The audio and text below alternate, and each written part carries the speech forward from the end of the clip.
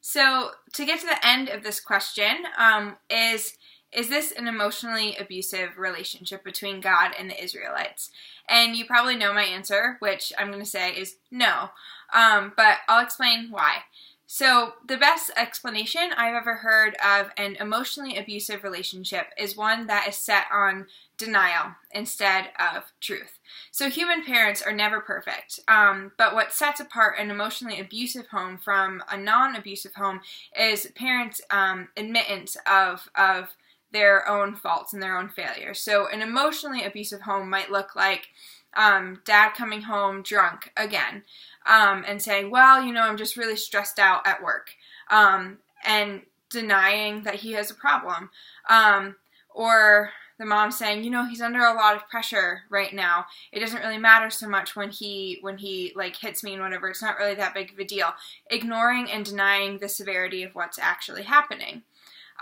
Or a home where a parent shames a child and expects the child to do something that they were never taught how to do, or they were never really told what the rules were, but still they're in trouble, or they just exacerbate the fault that the kid made, or they reflect the mistake that the kid made onto the child's character.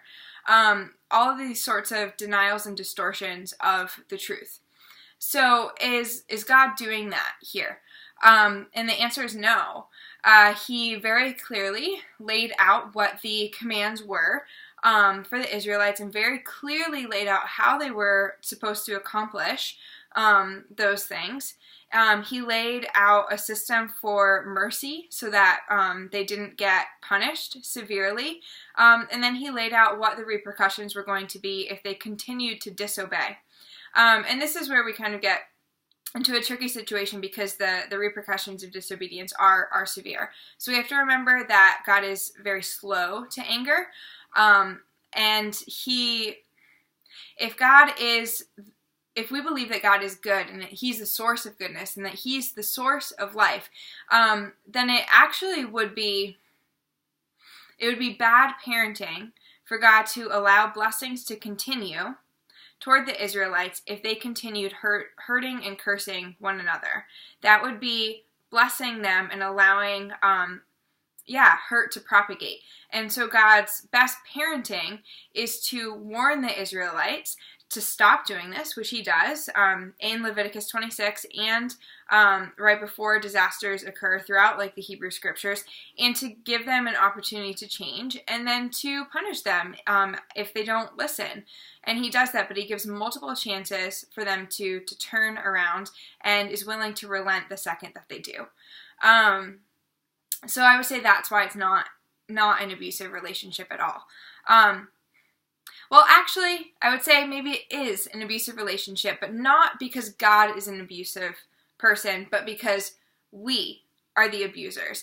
And the Israelites consistently abuse God by distorting and denying the truth, by blinding themselves to the fact that their hearts were not in line with God's statutes.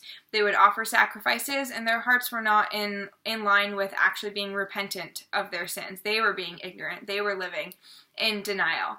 And that's the state that many of us are in today, denying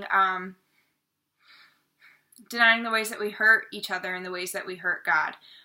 Yet God knows this about us, and was still willing to come and to reconcile himself to us in the person of Jesus, so that we could be in relationship with him, and he would change our stone cold hearts into ones that beat solely for his purpose, which is just, amazing. And so the blessing of Leviticus 26 in the first few chapters, that God would make his dwelling among us, and that he would make us his people, and he would be our God. He brought that about not because of anything that we had ever done, because we've been stuck in this realm of disobedience. But he still was so intent on blessing that he brought that about anyway. So I hope that you enjoyed this, and I hope that you have more questions, and I look forward to answering them. Have an awesome day.